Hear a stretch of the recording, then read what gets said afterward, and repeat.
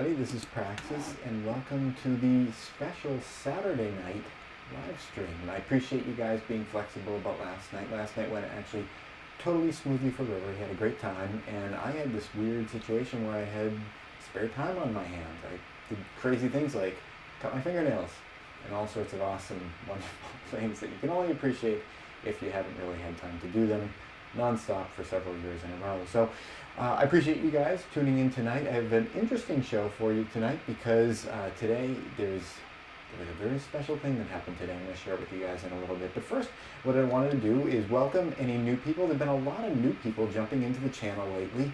We've been bleeding people because of the horrendous nature of this Project Homestead series. It was very offensive to a lot of people. We've been bleeding. I've never lost so many subscribers, like ever, since we started this series.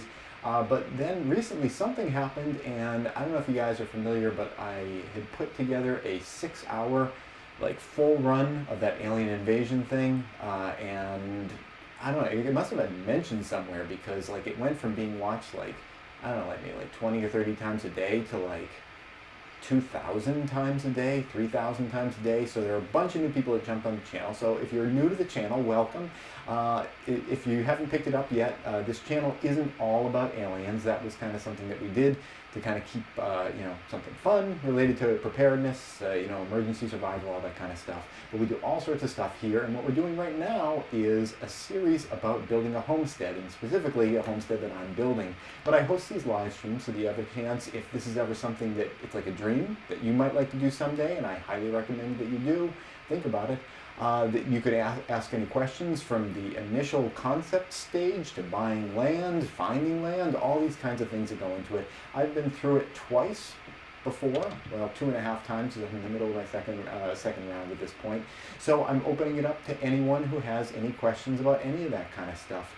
During these live streams, we have kind of a special thing that we do sometimes, very infrequently, but if it is your want, there are super chats and super stickers or super stamps or whatever. We do those, and if you throw one of those out, you go on to the really sexy super chat shirt. So, I mean, it's mostly just a lark, but Amber's ready to, go, I was trying to think of some like slang for tagging. She's ready to tag my shirt. Is that old slang? That was like slang for graffiti when I was young. So anyway, that's what's going on tonight.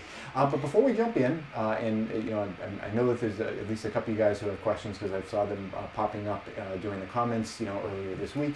Before we go in, I wanted to show you kind of what was going on today, this morning at the site. I recorded a video clip, and I figured I'd play that back now so you guys can kind of get up to speed with what's going on. And then after that, we'll jump into the live stream, and any questions, it's an open,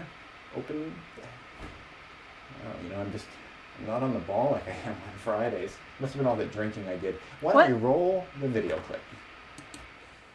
Hey everybody, and welcome to the site this morning. I'm recording this when I've only been here for about an hour today, and it's really, really cold. We're still experiencing that cold Arctic air mass, and everything is really chilly. And the sun at the moment is the only source of heat that we have on site, other than I brought a cooler, which I put warm water in. I'm using that to keep the spray foam warm because the spray foam likes to operate at somewhere between like 60 and 90 degrees Fahrenheit.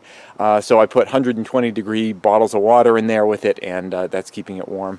But right now I'm doing anything that I can do that doesn't require heat, because it's really cold this morning. You can see on the ground here I've got a plastic tarp, a clear plastic tarp that is covering up the gravel delivery, and the gravel delivery is what's going on in the inside here. Now when this stuff is frozen, you can't shovel it at all. It's just one big rock. So I've got that tarp there trying to thaw it out. It's been working all right, but it was really cold last night, and it is frozen at the moment. This is what I've been working on this morning, is this area right in here. This is the beginning of the venting system. Now there's just a tire on top there just to kind of cover up that vent so things don't fall into it. There's nothing special about the tire other than the fact that it was exactly the right shape to cover up the vent.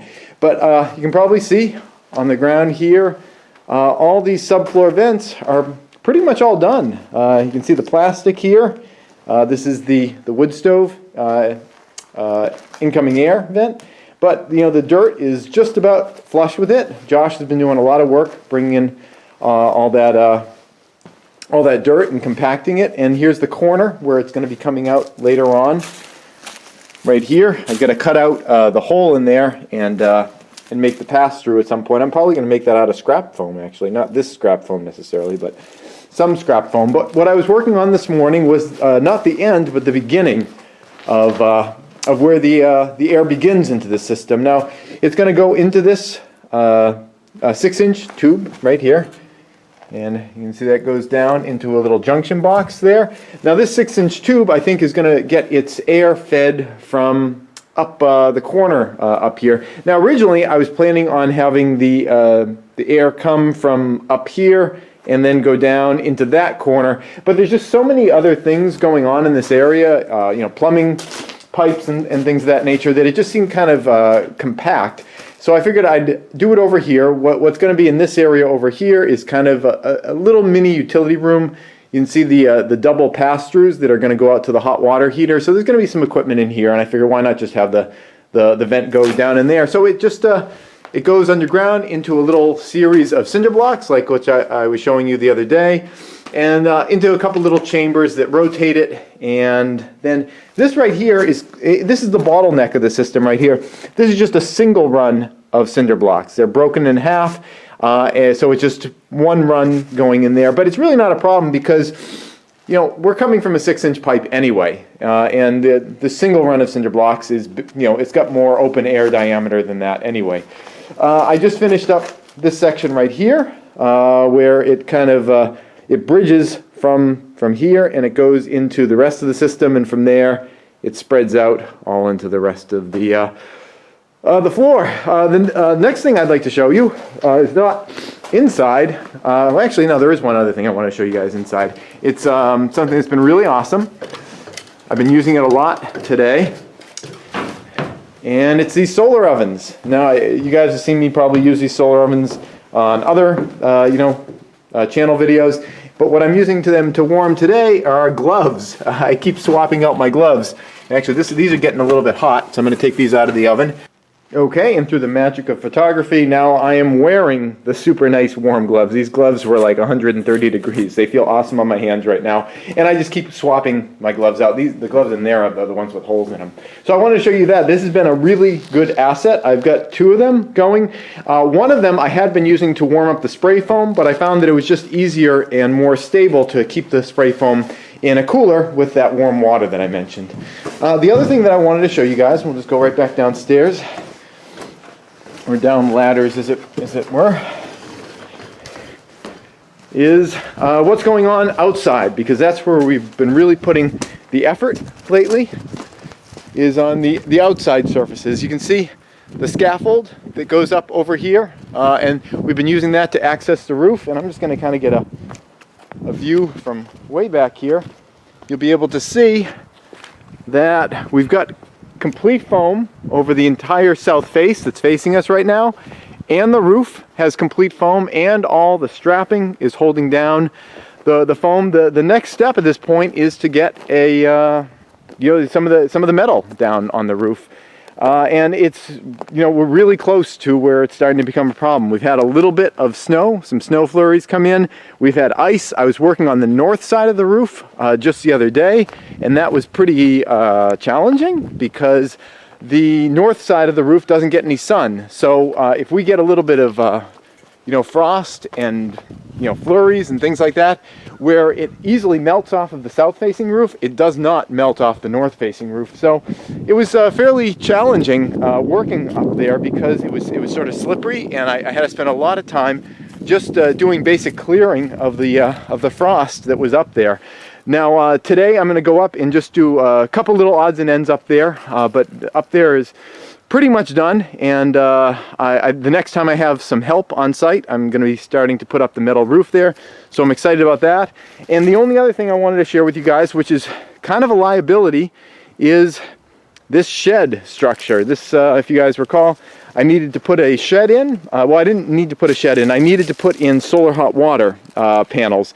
And I figured if I was going to put the solar hot water panels on some kind of a scaffold, I might as well build a shed underneath. So I've got a whole foundation here, and it's all wrapped up in tarps to just try to keep the dirt from freezing and getting frost heaves under there, because it's kind of a shallow foundation, and you know, the footing is not too far below the surface there.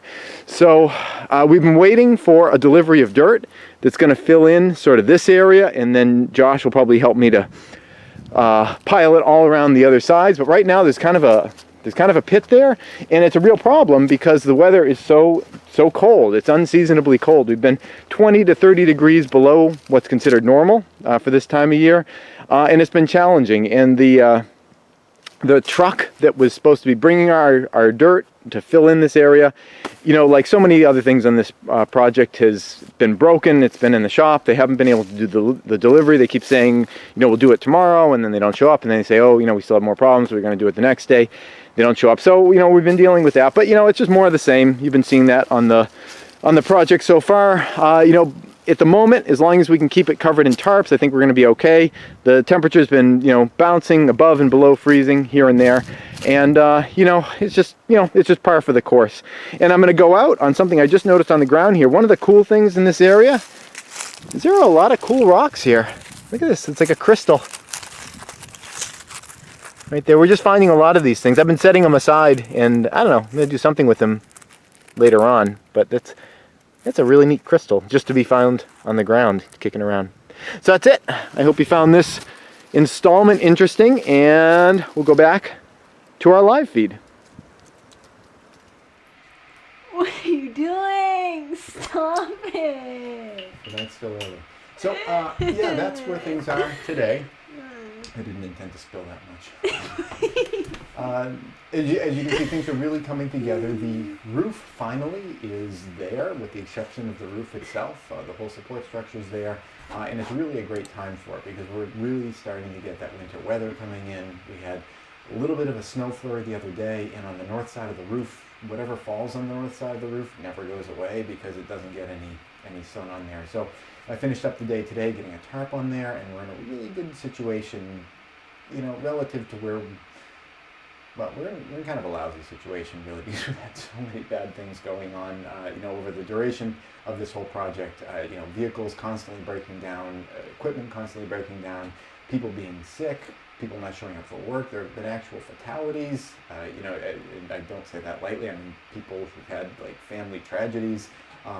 You know, not myself, but people that have been working on the project. It has just been a really, really bumpy road for everyone, and I'm glad that we're where we are at the moment. You know, we're just, I think, going to scrape through where, you know, I've been saying the whole time, all I want is to just make sure I have windows and doors and a roof on before we get the snow coming in, and it looks like we're going to be just there, although I haven't heard from the window and door people, and that stuff was supposed to show up a while ago, so I don't know, I probably should give them a call tomorrow.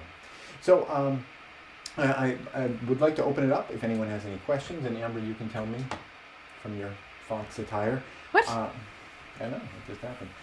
You can let me know if anyone has any specific questions, but first off, I'd like to address the question that was brought up by the person whose screen name began with an M, and I can't really remember your name, but you know who you are. You're talking about all the effort that goes into creating all these systems. And I apologize, I'm terrible with people's names in general. What is her name? Or their name? Ooh, what? I don't know. It was the person that was saying that it's difficult to set up all these systems, and I was talking back and forth just a little bit during the video break about how, yeah, it is difficult to set all these things up, but it can be a real treat when, you know, the rest of the world goes down. And I know for most people, most of the time, you know, the systems don't go down, and when they do, they come back pretty quickly. The longest scenario that I've been through when I was in an unexpected you know, power outage was about 9 days. There was an ice storm, and this was like kind of before I really got into prepping, and it was certainly, as you can imagine, one of the kicks in the butt to really get more into it. But there was a big ice storm, power went out, there were lots of people without power, and I was on a street with, I don't know, like 3, 4 other families, we were not a priority because we were just some dead-end street, and if they worked on our damage, they were going to get 4 people back online, whereas if they worked on other places, they could get hundreds or thousands of people back online. So we were really low on the list. So it took 9 days to get the power back. That was at the previous Homestead, which some of you guys might remember, the place that was featured in the Alien Invasion series. So it had certain aspects to it, which it worked. It had a wood stove, so it could stay warm, but it didn't have all the solar panels. It didn't have the backup batteries and everything. You got a question? Okay. Let me just finish this thought, and then we'll jump to that. And it had no access to water. The well was there, but it needed electricity to run the well pump and everything. So that was really the killer, is that I had food in the refrigerator that I had to bring outside and put in cooler chests so it wouldn't go bad. And I didn't have any access to water other than what I could melt for snow. It was difficult. I mean, and it's difficult when that's fine when you're camping, because you're expecting that and you kind of have the gear for it. But trying to get your house to work that way, it can be really challenging, and especially for some people, if they have like baseboard heaters, running hot water to warm the house or whatever. There's a lot of houses that can't tolerate that. If the heat goes out, their radiators, baseboards and things, the fluid inside those things can freeze, expand, crack the pipes, and then it's just a mess later. So while yes, it is extra work building these kinds of things in, it is an awful lot of peace of mind, and it also saves a crap load of money. The house that we're in right now has some solar panels on the roof, which are grid tie solar panels. This is just a temporary place we're at right now. It had nothing to do with the design. Got a super chat. We got a super chat. Okay, we got to stop everything for the super chat. Okay, that's the like shut up Praxis. There's a super chat. Who is it? Happy Prepper. Oh wow, Happy Prepper. Happy Prepper. I'm going to put a link to an interview I did with Happy Prepper a while ago. He's a young guy just starting out with prepping, and I know Happy, it probably doesn't feel like he just started out with prepping because he feels like you've probably been doing it for a while. But when you're my age and you look back, you'll be like, yeah, I was just starting out down the road. I mean, years and years seem like nothing when you're my age. So, wow, that means a lot to me because that's like, you're a young guy. Thank you for that. Let's get Happy Prepper on here, and we're going to draw a picture of your orange. And while Amber draws a picture, it doesn't have to be exact, just like some kind of representation. I can't just write Happy Prepper? No, okay, we're going to do it right here. And I'm going to keep talking about, disaster, emergency preparedness, and everything. Wall. Can they see? Yeah, they can see. Okay. So it can feel really nice, and you can save a lot of money. Like I was saying, the house that we're in right now, it has some just grid-tied solar panels on the roof. And those kind of reduce my electric bill, but I took a lot of the gear from the other house when we've been moving down here because we're getting ready to move to the place we're building right now. And I took a lot of solar panels, and those run the refrigerator. And when the power goes out, again, these are grid-tied panels that are connected to the house, so they don't save us. When the power goes out, not only do we not benefit from getting any electricity from the solar panels because they're not set up that way, they can't even feed the power onto the grid. Wait, what about his orange? Just that orange here with a happy face. Wait, what? Like, it's right there? Like that? People do not want to see my stomach for like an hour, okay? Let's just get this going here. Okay. I draw an orange with a happy face. Yeah, there you go. Okay, and that's like an awesome shot of your ear. Okay. Oops. Yeah. So anyway, really long story made long. We've saved a lot of money because our refrigerator hasn't even had to go on the grid at all. There we go. Thank you very much, Happy Prepper. I tried. Yeah. Our refrigerator hasn't had to go on the grid at all, and right now we have a net $500,000 of credit on this house. We just can't use power fast enough, because we have all these solar panels. So you can save quite a bit of money. I know there's an upfront cost to putting all these things in, but you can save so much money. And if you're saving money, it means you don't have to earn that money, which means you don't have to go and work a job as much as you would otherwise to pay for all these kind of things. I know I'm making this really long, but I can't advocate for it enough. The last house I was at, super insulated, kind of minimalist sort of house. Again, this is the one in the Alien Invasion series. We were able to heat and cool that house for $200 a year just for the cordwood. The cooling kind of came free and naturally just from the earth because it was burned into the ground. But $200 a year for all the heating and cooling that that house needed. And I'm in this house right now. One uses oil to heat itself, and we spend a lot more than $200 a year to subsist in this house, and I have to do extra work, to make up that gap. I mean, it's literally thousands of dollars to keep this place less comfortable than that other place, and that was because I put in extra insulation. Sure, it was extra work to put in that extra insulation, but man, it made the house more comfortable and cheaper to live in. Okay, so sorry about that long digression. Let's get to the question. What is the question? From like a million years ago. Let's see. Try to speak up, because I can never hear you on these playbacks. I don't know, I try to listen to the playback sometimes, and Amber's very soft spoken. I'm sorry. Of course, her mic's up there, and mine's right next to my neck. Let's see. Do you use? Wait. You use a lot of solar ovens. Would you use a homemade rocket stove? Okay. Well, yes, yeah, I have. Oh, we got another super chat. Okay. I will talk. Wow, who's the super chat? Kev2D. Kev2D. I think we're gonna double you up, Kev2D. I think you're on here already. Yeah, he's right there. Okay, let's put him under the other armpit. Okay. Armpits, no. Okay, here we go. I just took a shower, so it's totally cool. Okay, the question was about solar ovens and rocket stoves.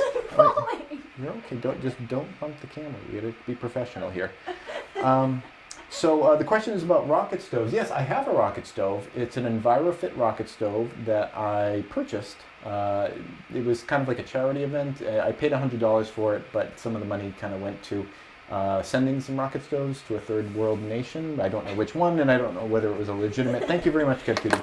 I don't know whether it was a legitimate charity or not, but I really just wanted that rocket stove. It was a really nice one. I bring that one camping. It's kind of inconvenient for backpacking because it's heavy. I bring it car camping. I use it all the time. I'm a huge advocate for rocket stoves because they really focus the heat in the area that you need it. It uses very little fuel. Usually when I go camping, I will, River and I will go around to the, I haven't taken them out backwoods camping yet. We'll be in a campground, and we'll just find other people's embers, and we'll just grab a bag of embers, and we'll be set for the week with just a bag of embers. You can cook all your food over that stuff, rocket stoves are really great. But solar ovens don't need any fuel at all. They do need the sun to be out, and that is sort of a limitation. So it's kind of nice. I think it's nice to have both, because you can use the rocket stove when you don't have access to the sun. It needs fuel. It needs a little bit more effort to run the thing. The sun ovens are really great because they don't take any effort at all. You just kind of generally point them towards the sun, and they're going to keep things nice and warm and toasty. I've been using the sun ovens. You forget the top of the shoulder. I'm sorry, what's up? Kev2D asked, dang, will I ever get the top right shoulder? Next time, dude. That's all I can say. Oh, that's mean. Okay, well, I was trying to I know Kev's from Ireland, and I am too, so I can make fun of Irish people because I'm mostly Irish myself. That's not happening. But I just couldn't come up with anything clever, even though I'm Irish and I'm supposed to be genetically clever. I'm a big fan of the sun ovens because they're just a nice, soft, even heat, and I've been using those on site, as you saw, for warming my gloves. I was also using them to keep spray foam cans warm, on a day when it was getting really cold, and spray foam needs to be somewhere between 60 and 90 degrees to work well. I subsequently moved from the sun ovens to a cooler. Another super chat. Jeez, we're rolling in super chat. Who is it? Cogito Apparent. I've never actually spoken your name out loud. Cogito. That's Latin, isn't it? I imagine. I took Latin for 4 years. You'd think that I'd remember some of it. I was advised to take Latin because it would help me with the SATs, the standardized test. Knowing vocabulary, the root of words, and all that. I remember Rana was frog. Frog. Ear, I think, was to be. I don't know. I don't remember much Latin. We had kind of a senile teacher. I got really great grades, but I don't remember any of it. Okay, cogito aprendo. I think he'll get, one of these shoulders, your choice. He'll get a shoulder. I guess that's prime. Kev2D wants this. He wants this shoulder? I think so. Okay, put cogito aprendo over on this one. I guess it's prime real estate.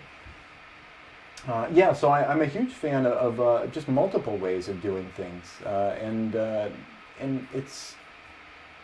I think it's just good policy to have multiple approaches because invariably one of them goes down, like the solar ovens. They don't work at all if the sun's not there. Yeah, I know. We got to do this. We got another super chat. Jeez, people. I almost like said the whole word. I just said jeez though.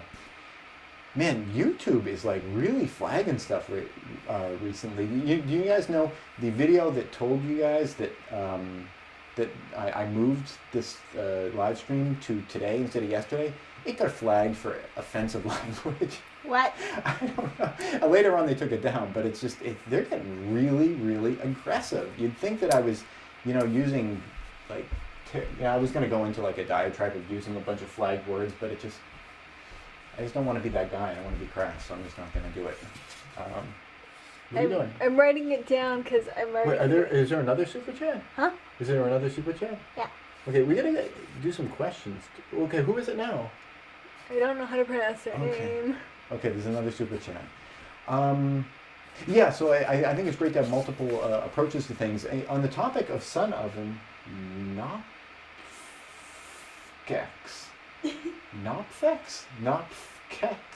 Right there. Nopfex, where are you from? And tell me how poorly I just pronounced your name.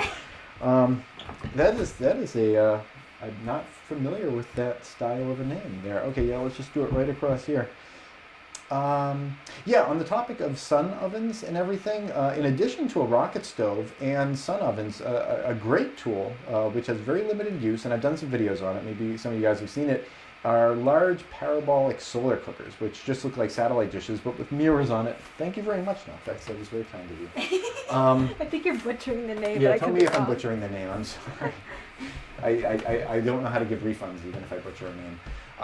Is large parabolic solar cookers. Now, they're not going to be good at, there's going to be people that disagree with what I'm saying, but I've used lots of sun ovens, and I've used parabolic solar cookers, and I've used rocket stoves. I've been using them for many years, and hands down, the sun oven, if you want to just leave your stuff unattended, is absolutely the way to go. If you're thinking about getting into like one of these kind of like crazy, like the world's gonna come to an end, I want to have like an oven or some way of cooking things that like, if the grid goes down, I can cook stuff.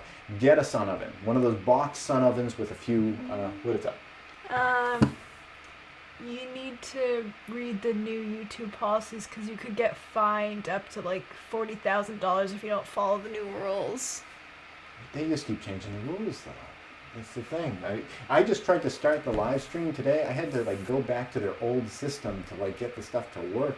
They have this new policy about like kids programming. Like, is this made for kids? And like, you just have to say whether the thing's intended for children or not. And like their system keeps crashing every time I try to like check the checkbox. I'm sure it's not a problem for everyone, but I've been trying to follow their rules, and I don't know. They can find me. You can't get blood from a stone. Yeah, but that's a lot of money to find you. I'll just declare That's at least 1 year's salary worth of stuff. Most of my savings is buried in a treasure chest somewhere. So Lost at sea. Yeah, and it's like floats and things like that. I don't have a lot of liquid capital right now. So anyway, yes, get yourself a sun oven if you were thinking about one of those, because it is so versatile. You can use it for boiling water, though it takes frickin' forever. You can use it for warming your gloves. You can use it for warming spray foam. But like real uses are like, just cooking your dinner. You want to reheat something, you put it in the sun oven, you leave it, and you just leave it unattended, really. You just kind of point it generally in south. Like you can go out in the morning. It's like pitch black in the morning, like it is here now, like when we get up in the morning. You can take the sun oven, point it south where the sun's gonna be when it's noontime, and as the sun comes up, it'll warm your sun oven, and then like, you have lunch ready for you, which is really, really awesome. Rocket stoves, you have to kind of sit over. They kind of do their thing. Wow, we're all like almost out of time. And the parabolic solar cooker is awesome for boiling water, but that is it. I mean, honestly, you can bend it to do other things. 1 second.